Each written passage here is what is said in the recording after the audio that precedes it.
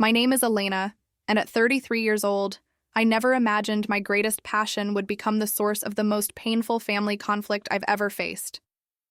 After 12 years of relentless dedication in investment banking, I had carefully assembled a collection of 15 luxury timepieces worth over $2 million, each one marking a significant achievement in my career. Then came the family gathering where my parents demanded I liquidate everything to purchase my perpetually jobless brother at $1.2 million house. What happened next would test every boundary I'd ever set and ultimately transform all our relationships in ways I never expected. My fascination with watches began during my childhood visits to my grandfather's jewelry repair shop in downtown Boston. While other girls my age were captivated by toys and games, I was mesmerized by the intricate mechanisms inside vintage timepieces. My grandfather, a Swiss immigrant who had learned his craft in Geneva, would patiently explain how each tiny gear and spring worked together to measure time itself. I'll never forget the first time he opened a Patek Philippe pocket watch and showed me the movement inside. The delicate balance wheel oscillating back and forth, the jeweled bearings catching the light, the microscopic engravings on components no larger than a pinhead. "Elena," he said in his gentle accent, "time is the most precious thing we have. These watches don't just tell time, they capture it, preserve it, make it beautiful." When I turned 13, my grandfather gave me my first serious timepiece, a vintage 1960s Omega Seamaster that had belonged to my grandmother. It wasn't particularly valuable, but it was perfectly maintained and kept impeccable time. I wore it every day through high school, fascinated by its automatic movement and the way it connected me to generations of craftspeople who had perfected their art over centuries. College presented the first major challenge to my ambitions. My parents had traditional expectations. They wanted me to study education or social work, fields they considered appropriate for women. When I announced my intention to major in finance with a minor in economics, my father actually laughed. "Elena, those are men's fields. You'll never succeed and you'll never find a husband if you're too aggressive in business." My mother was equally discouraging. "Why do you want to work with all those numbers and stress? Teaching is stable, respectable work for a woman. You could have summers off to raise children." Despite their objections, I took out substantial student loans and pursued my passion. The workload was brutal: advanced mathematics, economic theory, financial modeling, and investment analysis. Most nights I studied until dawn, fueled by coffee and determination.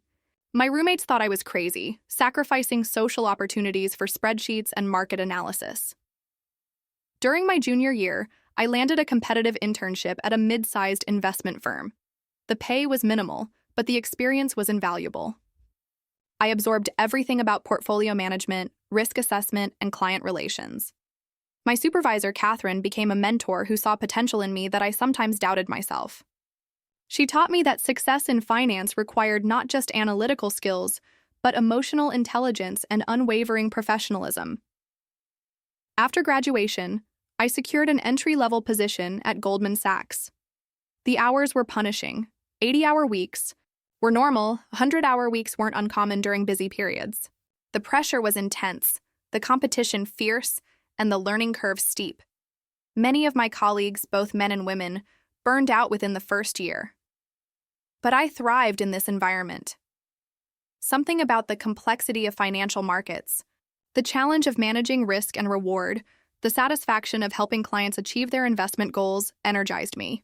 I developed expertise in emerging markets, specializing in Latin American and Asian investments at a time when these regions were experiencing unprecedented growth. At 25, I received my first significant bonus, $45,000 on top of my base salary. It was more money than I had ever possessed. While my colleagues celebrated with expensive dinners and luxury vacations, I had a different plan. I walked into Tourneau, a prestigious watch retailer in Manhattan, and purchased my first serious timepiece, a steel Rolex Submariner. The salesperson, an elderly gentleman named Henry, noticed my careful study of the watch's specifications. "First serious watch?" he asked kindly. I nodded. "I want something that will last, that represents this moment in my life." He smiled. "The Submariner is an excellent choice. It's robust, iconic, and holds its value beautifully.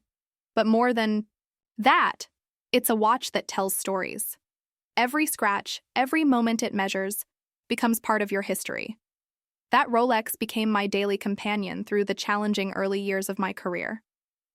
When I worked through weekends on complex deals, when I faced discrimination from older male clients who questioned my expertise, when I closed my first major transaction worth $50 million, that watch was there, marking every second of my journey. So, my career progressed and my bonuses grew. So did my collection. Each watch was chosen not randomly, but to commemorate specific achievements and represent different aspects of my personality and aspirations. The second edition was a vintage 1970s Omega Speedmaster Professional, the same model worn on the Sairaj Moon. I purchased it after successfully managing my first independent client portfolio, which outperformed the market by 12% in a challenging year. The Speedmaster represented precision, exploration, and the courage to venture into unknown territory. My third acquisition was perhaps the most meaningful, a Patek Philippe Calatrava in rose gold. I found it at an estate auction, originally owned by a female surgeon from the 1950s who had broken barriers in her field. The watch was elegant, understated, and perfectly maintained. I bought it after being promoted to vice president, making me the youngest woman to achieve that rank in my division. Over the next 5 years, my collection expanded to include a Jaeger-LeCoultre Reverso, purchased after closing a $200 million merger, a Vacheron Constantin Patrimony, celebrating my first $1 million bonus year, an A. Lange & Söhne Lange 1, marking my promotion to Senior VP, and several other exceptional pieces. Each watch represented countless hours of work, sacrificed weekends, missed social events, and the constant pressure to prove myself in a male-dominated industry. They weren't just luxury items. They were tangible representations of goals achieved and barriers overcome. By age 30, I had established myself as one of the top performers in my firm's international markets division. My client portfolio exceeded $500 million, and my annual compensation reached the 7-figure range. I used a portion of my success to purchase a penthouse apartment in Manhattan with a spectacular view of Central Park, but my true passion remained my watch collection. I joined the American Horological Society and began attending auction previews at Christie's and Sotheby's. I learned from collectors who had been building their collections for decades, developing my eye for exceptional pieces and understanding the nuances that separated good watches from great ones. The crown jewel of my collection came when I was 31, a 1960s Patek Philippe Nautilus Ref. 3700, one of only 1 to 200 pieces ever made. I discovered it through a private dealer who specialized in vintage Patek Philippe. The asking price was $400,000, but I knew it was a museum-quality piece that would likely appreciate significantly over time. More importantly, it represented the culmination of everything I had worked toward. The Nautilus was designed by Gerald Genta, the same genius who created the Audemars Piguet Royal Oak. It was a revolutionary design that challenged traditional notions of luxury sports watches. Owning it felt like joining an exclusive group of collectors who truly understood horological artistry. My apartment's home office featured a custom-built watch safe with individual winders for each automatic timepiece. I spent weekend mornings rotating through different watches, carefully maintaining each one, researching their histories, and sometimes simply appreciating their mechanical complexity. This wasn't mere materialism, it was a deep appreciation for centuries of craftsmanship, innovation, and artistic expression. Each watch told the story not just of my own achievements, but of the countless artisans who had perfected their craft to create these mechanical marvels. My family, however, saw things very differently. My brother Marcus, 3 years older than me, had taken a completely different path through life. While I was studying finance and working grueling hours to build my career, Marcus was finding himself through a series of short-lived passions and failed ventures. After high school, Marcus enrolled in community college but dropped out after one semester, claiming the professors didn't understand his creative vision. He then announced he was going to become a professional musician, despite having no formal training and limited natural talent. My parents funded guitar lessons, recording equipment, and even helped him rent a practice space. The music phase lasted 8 months before Marcus decided he wanted to be a filmmaker. Again, my parents provided financial support. They bought him an expensive camera, editing software, and paid for film school courses he attended sporadically. When that didn't pan out, he pivoted to graphic design, then web development, then personal fitness training. Each new passion was announced with great enthusiasm and abandoned when the initial excitement wore off and actual work was required. Throughout all these ventures, Marcus lived rent-free in our parents' basement, his expenses covered by their retirement savings. While I was pulling all-nighters at Goldman Sachs, Marcus was sleeping until noon and spending his days playing video games or hanging out with friends who were similarly adrift. When I tried to discuss career opportunities with him during family visits, he would dismiss my suggestions as corporate sellout mentality and insist he was pursuing something more meaningful than just making money. The contrast in how our parents treated our different life choices was stark and painful. My achievements were acknowledged with brief congratulations, followed immediately by questions about when I would settle down and start a family. My 70-hour work weeks were criticized as unhealthy, my focus on career advancement seen as misguided. Priorities. Marcus's unemployment, meanwhile, was framed as artistic exploration. His inability to hold a job was described as him being too creative for conventional work environments. When he spent entire weeks playing video games, my mother would defend him by saying he was recharging his creative energy. The financial disparity was equally troubling. By the time I was 30, I had never asked my parents for money beyond small emergency loans in college that I had repaid promptly. Marcus, however, received a steady stream of financial support. Rent money when he briefly moved out, car payments when his old vehicle broke down, credit card payments when his spending got out of control. When I purchased my apartment, my parents' reaction was worry that I was taking on too much debt and working too hard. When Marcus announced he wanted to start yet another business venture, this time a food truck, they immediately offered to help with startup costs, despite his track record of abandoned projects. I tried to maintain a loving relationship with my brother despite these frustrations. I invited him to visit my apartment, offered to help him network within my professional circles, and even suggested he might enjoy working in financial services given his natural charm and people skills. His response was consistently dismissive. During one visit, he walked through my apartment and commented that it felt cold and corporate.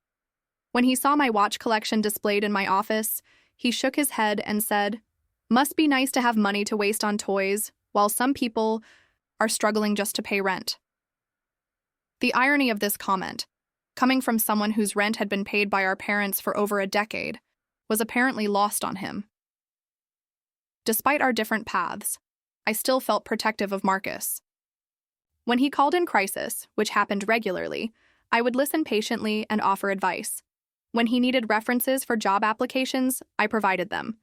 When he expressed interest in financial planning, I offered to help him create a budget and investment strategy. But every gesture of support seemed to be met with resentment rather than gratitude.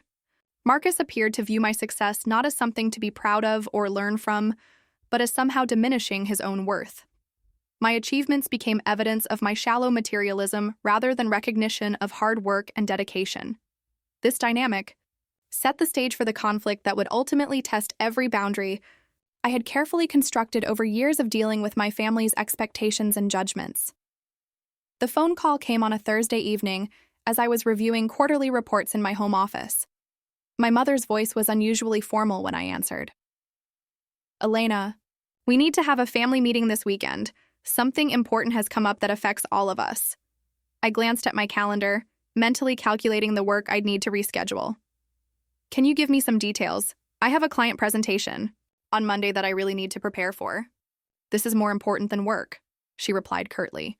"We need you here Saturday at 2 p.m. Your father has something to discuss about Marcus's future." The gravity in her tone was unmistakable, but also confusing. Had something happened to Marcus? Was someone ill?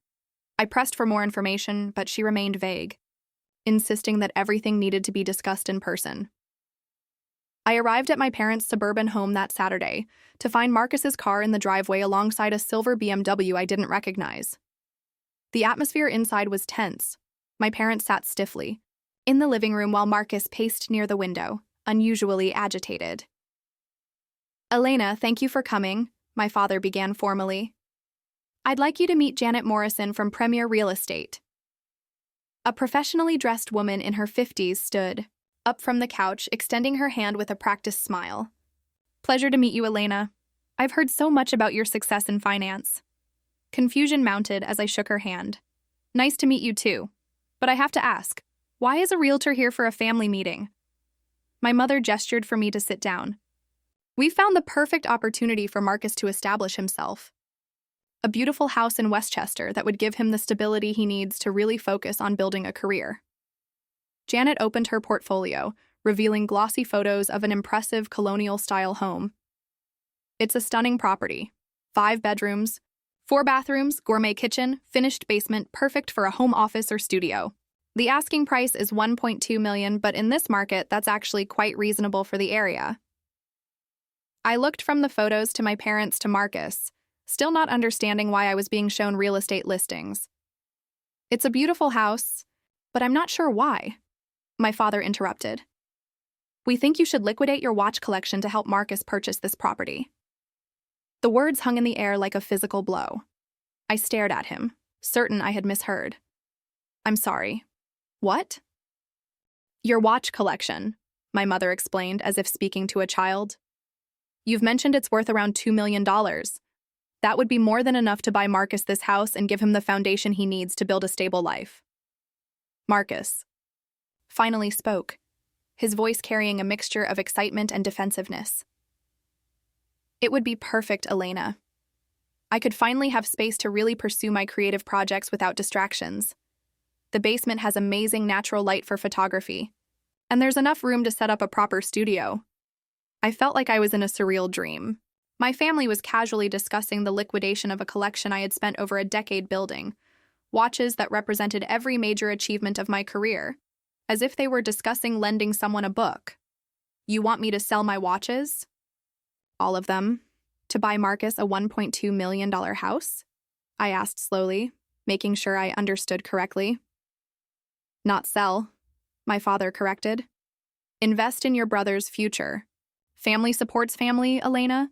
You've been blessed with financial success, and now you have an opportunity to help Marcus achieve stability.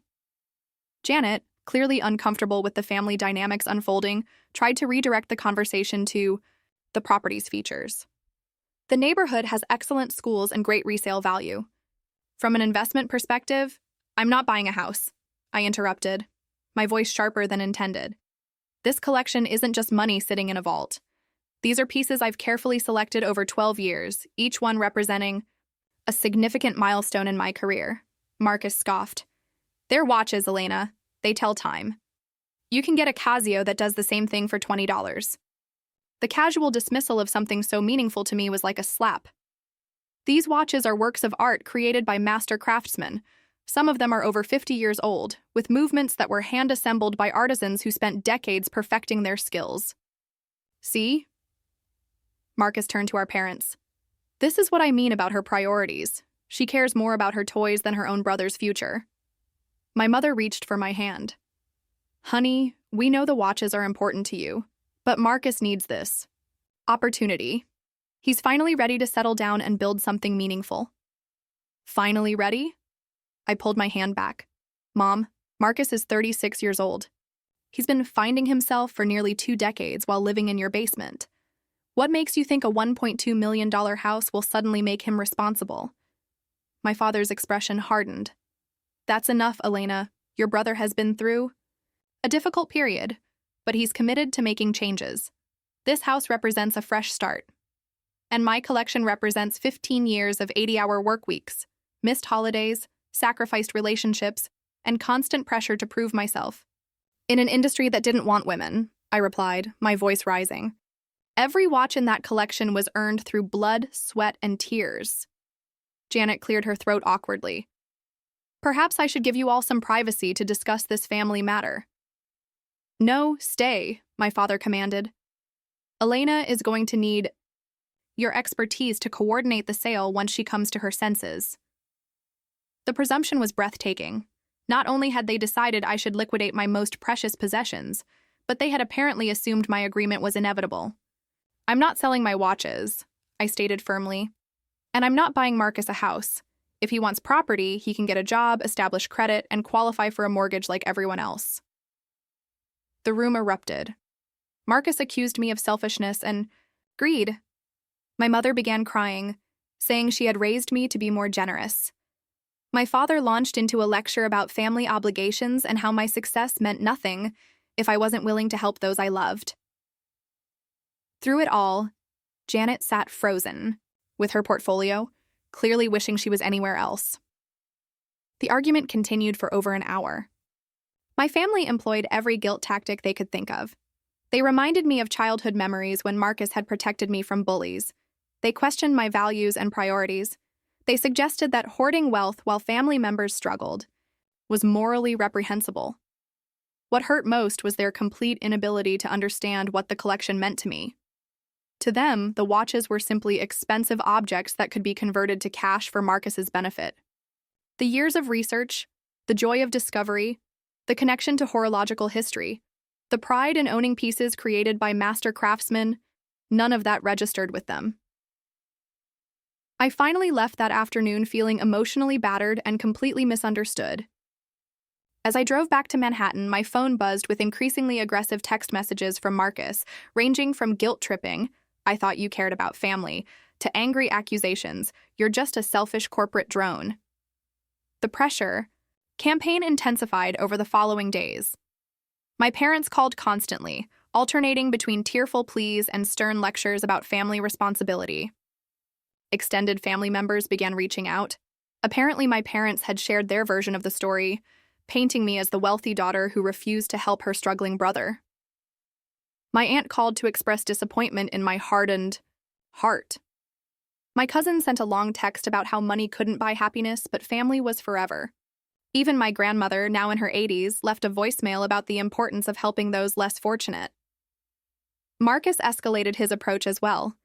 He began showing up at my apartment building, buzzing my doorman and demanding to speak with me.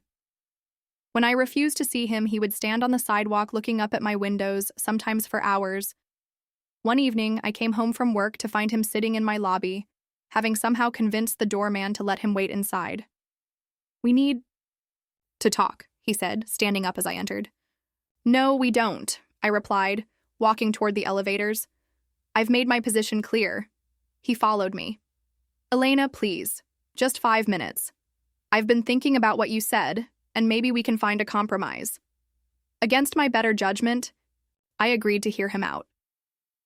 We went up to my apartment, where Marcus immediately began admiring my furniture and artwork with an intensity that made me uncomfortable. "This is an incredible place," he said, running his hands along my Italian leather sofa. "You've really done well for yourself." He moved toward my office, where my watch collection was displayed. I quickly stepped in front of him. "Marcus, what did you want to discuss?" He focused on me with renewed intensity. "Look, I get that the watches mean something to you, but think about it. You could buy new ones later, after I get established and start making real money. This is just temporary." "That's not how it works," I explained patiently. "Many of these pieces are vintage or limited production. You can't just replace a 1960s Patek Philippe Nautilus. There were only 1/200 ever made." He waved dismissively. "Okay, so maybe you can't get the exact same models, but you could get newer versions, better ones even. Technology improves, right?" His complete lack of understanding was frustrating. "Marcus, these aren't smartphones that get upgraded every year. A 1960s Nautilus is more valuable and desirable than a current production model precisely because of its age and rarity." "But it's still just a watch," he insisted. "Elena, I'm talking about my entire future here, a chance to finally build something meaningful." "What makes you think this house will be any different from all your other fresh starts?" I asked directly. "You've tried music, filmmaking, graphic design, web development, personal training. Every time, you started with enthusiasm and quit when things got difficult." His expression darkened. "That's different. Those were jobs, working for other people. This would be my space, my foundation. I could finally focus without distractions. You've been living rent-free in mom and dad's basement for years. If lack of distractions was the issue, you would have accomplished something by now." Marcus stood up abruptly, his charm facade dropping. "You know what, Elena? You've changed. Success has made you cold and selfish. The sister I grew up with would have helped without all this judgment. The sister you grew up with also wouldn't have had to work 80-hour weeks to afford a collection like this," I replied calmly. "Maybe if you understood the work that went into building this, you'd understand why I won't just give it away." He headed toward the door, then turned back, with a final threat. "Mom and Dad are right about you. You care more about your possessions than your family. Don't be surprised when everyone realizes what kind of person you really are." The door slammed behind him, leaving me alone with my thoughts and a growing sense of unease. 3 days later, I discovered just how far my family was willing to go. Was in back-to-back client meetings when my assistant knocked on my conference room door with an apologetic expression. "Elena, I'm sorry to interrupt, but there's a gentleman here claiming to be your brother. He says it's an emergency." My heart rate spiked. Had something happened to our parents? I excused myself from the meeting and found Marcus in our reception area, dressed more formally than usual and carrying a leather briefcase. "Marcus, what's wrong? Is everyone okay?" "Everyone's fine," he assured me quickly. "I'm here on business. I've been working with a watch expert and we've prepared an offer for your collection." He opened the briefcase and pulled out several documents. "This is Jonathan Hartley from Hartley & Associates. He specializes in vintage timepiece acquisitions for private collectors." Standing beside Marcus was a thin man in his 50s wearing an expensive suit and wire-rimmed glasses. He extended his hand professionally. "Ms. Rodriguez, pleased to meet you. Your brother has told me quite a bit about your impressive collection. I represent several clients who are very interested in acquiring pieces like yours." I stared at them both, incredulous. "You brought a watch dealer to my office?" Marcus smiled with misplaced confidence. "I figured if we could get the business side handled professionally, it would be easier for everyone. Jonathan has looked at photos and documentation of your pieces, and he's prepared to make a very generous offer." Jonathan opened his own briefcase and removed a formal-looking document. "Based on current market conditions and the specific pieces your brother has described, I'm prepared to offer $1.8 million for the entire collection. That's sight unseen, which demonstrates our serious interest." The audacity was staggering. Not only had Marcus presumed to negotiate the sale of my property without my permission, but he had brought the potential buyer to my workplace to ambush me with an offer. "Gentlemen," I said as calmly as I could manage, "I need to make something very clear. This collection is not for sale. It has never been for sale.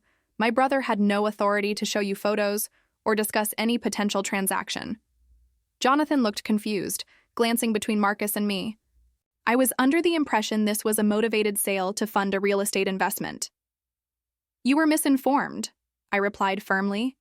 "Mr. Hartley, I appreciate your time, but there's been a misunderstanding. There is no sale." Marcus's face flushed. Red. "Elena, just look at the offer. $1.8 million is more than enough for the house, and you'd still have money left over." "That's not the point," I said, my voice rising despite my efforts to stay professional. "You don't have the right to shop around my property or bring dealers to my office. This behavior is completely unacceptable." Jonathan began gathering his papers, clearly uncomfortable with the family drama unfolding. "Perhaps I should leave you two to discuss this privately." "There's nothing to discuss," I stated firmly. "Mr. Hartley, thank you for your time, but please don't respond to any further communications about my collection unless they come directly from me." After Jonathan left, Marcus remained in the reception area, his expression a mixture of anger and desperation. "Elena, you're making a huge mistake. Mom and Dad are right. You've lost sight of what's really important." "What's really important?" I replied coldly. "Is that you just brought a stranger to my workplace to negotiate the sale of my property without my consent. That crosses every possible boundary. I was trying to help make this easier for you. No, you were trying to manipulate me into agreeing to something I've already said no to, and now you need to leave before I call security." The look Marcus gave me as he gathered his briefcase was one of pure hatred. "You'll regret this, Elena. Family is all we have, and you're throwing it away for some stupid watches." That evening, I realized the situation had escalated beyond family pressure into potential legal territory. I called my attorney, David Kim, who had handled my apartment purchase and other personal legal matters. "Elena, what you're describing could constitute several different issues," David explained after I related the day's events. "While your family doesn't have legal ownership of your collection, their behavior is entering harassment territory. The fact that your brother is bringing potential buyers to your workplace suggests he either doesn't understand or doesn't care about proper legal boundaries. What can I do to protect myself? First, document everything. Save all text messages, emails, and voicemails. Second, consider sending a formal cease and desist letter to make your position legally clear. Third, you might want to think about additional security measures for your collection. That last point hit home. My watches were insured, but they were also irreplaceable. The thought that my own family might escalate their pressure into actual theft attempts was painful to contemplate, but their behavior was becoming increasingly erratic. I spent that weekend researching high-end security systems and considering David's advice about legal action. The idea of sending my own family a cease and desist letter felt like crossing a line into permanent estrangement, but their refusal to respect my clearly stated boundaries was making that choice for me. Monday morning brought a new development. That forced my hand. I arrived at work to find my assistant looking troubled.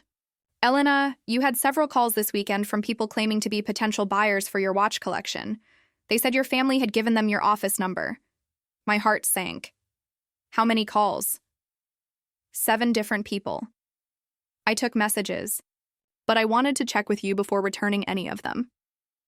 Marcus and my parents had apparently decided to increase the pressure by directly involving my professional life. Giving my work contact information to potential buyers was not only inappropriate, but could damage my reputation with colleagues and clients. I immediately called David. I need that cease and desist letter prepared today. This has gone too far. The cease letter was formal and unambiguous. It stated that any further attempts to sell, market, or negotiate the disposition of my property without my explicit written consent would be considered harassment and potentially criminal interference with my business operations. It also revoked any previous permissions my family might have claimed regarding access to my property or personal information. David had the letter delivered via certified mail to my parents' home and Marcus's current address, still my parents' basement. The response was swift and furious. My phone rang constantly with angry calls from family members. My mother cried that I was treating them like criminals.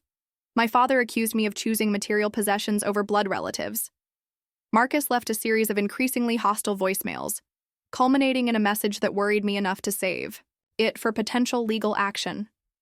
You think you're so smart with your lawyer and your threats? His voice was slurred, possibly from drinking. But you can't hide behind legal papers forever. Family finds a way to get what they deserve. The implied threat was vague enough to avoid being explicitly criminal, but clear enough to make me genuinely concerned for my safety and the security of my collection. I made the difficult decision to temporarily relocate my watches to a high-security storage facility that specialized in valuable collections. Each piece was individually photographed, cataloged, and placed in a climate-controlled environment with 24-hour surveillance and armed guards. Watching my collection disappear into storage was heartbreaking. These weren't just expensive objects. They were daily companions that connected me to my achievements, my grandfather's memory, and my passion for horological craftsmanship. Now they sat in a sterile vault, accessible only by appointment, because my own family had made me afraid to keep them in my home. The storage facility cost $3,000 per month, a significant expense that I resented having to pay because of my family's behavior. But the peace of mind was worth it, especially after I noticed Marcus's car parked outside my building on several occasions, though he never approached the door again. For 3 months, I maintained minimal contact with my family while focusing on my work and trying to process the emotional aftermath of this conflict. The holidays came and went without the usual family gatherings.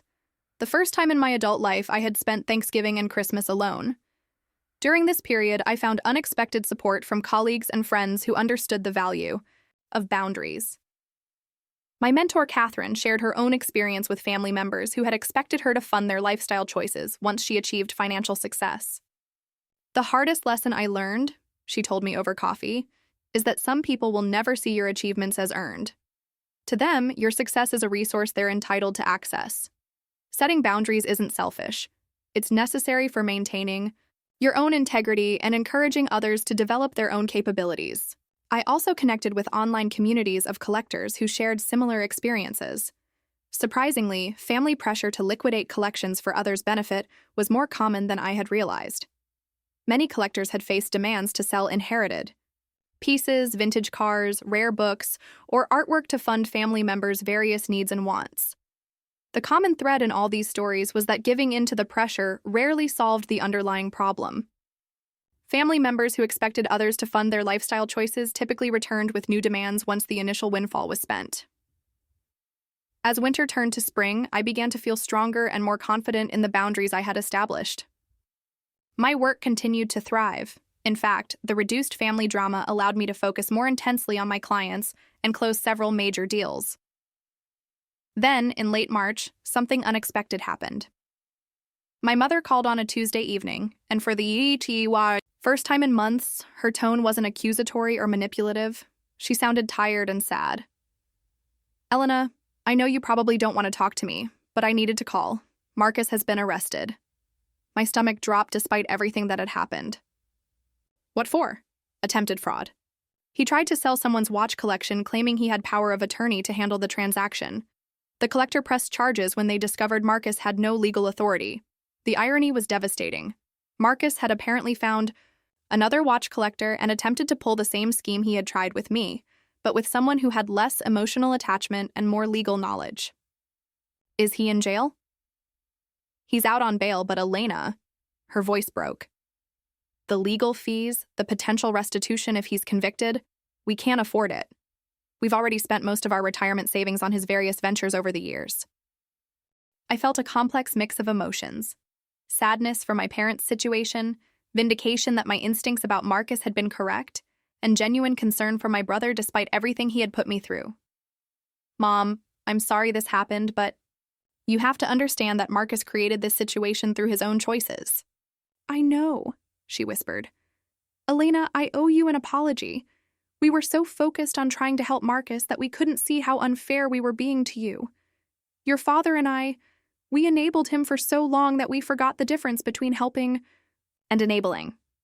It was the first acknowledgement I had ever received from my parents that their treatment of Marcus and me had been unequal. "What happens now?" I asked. "Marcus needs professional help. Not just legal representation, but therapy, job training, accountability. We can't keep rescuing him from the consequences of his actions." Over the following weeks, my parents and I had several difficult but necessary conversations about family, dynamics, expectations, and boundaries. They began to understand why their demand that I liquidate my collection had been so hurtful and inappropriate. My father, in particular, struggled with acknowledging his role in Marcus's problems. "I just wanted to help him succeed," he admitted during one conversation. "But I realize now that constantly bailing him out prevented him from learning how to succeed on his own." Marcus ultimately pled guilty to attempted fraud and received 2 years of probation, community service, and mandatory participation in a job training program. The criminal record made his employment prospects even more challenging, but it also forced him to confront the reality that his behavior had serious consequences. I didn't immediately reconcile with Marcus. The betrayal of trust was too profound for a quick resolution. But over the course of his probation, as he completed community service at a nonprofit that refurbished donated items for low-income families, something began to change in him. The work was humbling, sorting through donations, cleaning furniture, repairing broken appliances. For the first time in his adult life, Marcus was contributing to something larger than himself, without the expectation of immediate rewards or recognition. His supervisor, a former social worker named Patricia, didn't tolerate excuses or self-pity. "Everyone here has made mistakes," she told him during his first week. "The question is whether you're going to learn from yours or keep repeating them." 6 months into his community service, Marcus reached out to me. Not with demands or guilt trips, but with a simple message. "I know I don't deserve your forgiveness, but I wanted you to know I'm finally understanding what real work means. I'm sorry for everything I put you through." I was skeptical. Marcus had apologized before, usually when he wanted something. But this message felt different. There was no request attached, no expectation of immediate reconciliation. Over the following months, we exchanged occasional texts. Marcus would update me on his community service, his mandatory job training courses, and his search for employment. He never mentioned the watches or the house or asked for any form of assistance. When his probation ended, Marcus had completed a certification program in appliance repair and landed a full-time job with a local service company. The work was physical, demanding, and often thankless, exactly the kind of job he had previously dismissed as beneath him.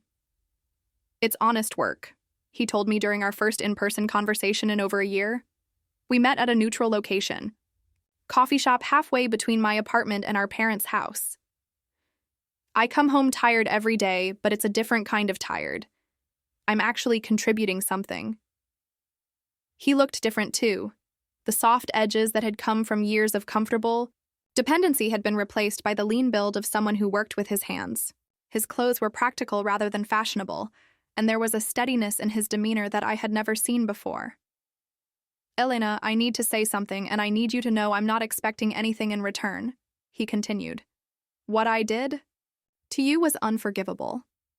I tried to steal something that represented years of your hard work and dedication. I brought strangers to your workplace and violated your privacy in every way possible. I was so focused on what I thought I deserved that I never considered what you had earned." The apology was more specific and self-aware than anything I had ever heard from Marcus. He acknowledged specific actions rather than making vague statements about being sorry for everything. He took responsibility without trying to justify his behavior or blame others. "I understand if you never want a relationship with me again," he said, "but I wanted you to know that I finally get it. Those watches weren't just expensive objects. They were proof of what you accomplished through your own effort. I had no right to them, and I had no right to pressure you into giving them up." For the first time since this entire ordeal began, I felt like I was talking to a mature adult rather than an entitled child. "Marcus, I appreciate the apology. I really do. But rebuilding trust is going to take time." "I know," he nodded. "I'm not asking for immediate forgiveness. I just wanted you to know that I'm working on becoming someone worthy of being your brother again." As we parted that day, I felt something I hadn't experienced regarding Marcus in years. Hope. Not expectation, but genuine hope that he might finally be developing the character and work ethic that had been missing for so long. Meanwhile, I had retrieved my watch collection from storage and returned it to my apartment. The security upgrades I had installed during the crisis remained in place, but they no longer felt necessary for protection from family members. Instead, they simply provided peace of mind for valuable assets. My relationship with my parents continued to improve as well. They had enrolled in family counseling to better understand their role in enabling Marcus's behavior and to develop healthier patterns of support that encouraged independence rather than dependence. "We confused love with rescue," my mother explained during one of our conversations. "Every time Marcus faced consequences for his actions, we stepped in to shield him. We thought we were being caring parents, but we were actually preventing him from growing up." My father struggled more with this realization, but he eventually acknowledged his mistakes. "I wanted to fix everything for both of you kids," he admitted. "But you never needed fixing. You needed support and encouragement. Marcus needed boundaries and expectations. I gave you pressure to be something you already were, and I gave him excuses to avoid becoming what he needed to be." The process of rebuilding these relationships was slow and sometimes frustrating. Old patterns would occasionally resurface. My parents would hint that I should help Marcus with some expense, or Marcus would make a comment that suggested lingering resentment about my financial success. But when these moments occurred, we had learned to address them directly rather than letting them fester. 1 year after Marcus's conviction, he was promoted to senior technician at his company. He had also saved enough money to move into his own apartment, a modest one-bedroom place that he furnished with secondhand items he refurbished himself using skills learned during his community service. "Want to see my place?" he asked during one of our monthly coffee meetings. I agreed, curious about this new chapter in his life. The apartment was small but clean and well-organized. The furniture was mismatched but carefully maintained. What struck me most was the absence of pretension. No designer items purchased beyond his means. No attempts to project an image of success he hadn't earned. "It's not much," he said, showing me around. "But it's mine. I pay every bill, buy every piece of furniture, handle every repair myself." In the bedroom, I noticed something that surprised me: a simple digital watch on his dresser. "I know it's not fancy like your collection," he said, noticing my glance. "But I wear it every day to work. It reminds me that time is something you have to earn the right to enjoy." The comment showed a level of understanding about the deeper meaning of timepieces that the old Marcus never would have grasped. These weren't just instruments for measuring minutes and hours. They were symbols of craftsmanship, dedication, and the value of time itself. 2 years after the crisis that had nearly destroyed our family, we gathered for Thanksgiving dinner at my parents' house. It was the first holiday celebration we had shared since the initial confrontation about selling my collection. The atmosphere was different from the tense, obligation-heavy gatherings of the past. Marcus arrived with a dessert he had made himself, a skill learned during his community service. My parents asked genuine questions about my work rather than immediately shifting to concerns about my personal life. I brought a bottle of wine that I chose because I enjoyed it, not because I felt obligated to impress anyone. During dinner, Marcus raised his glass.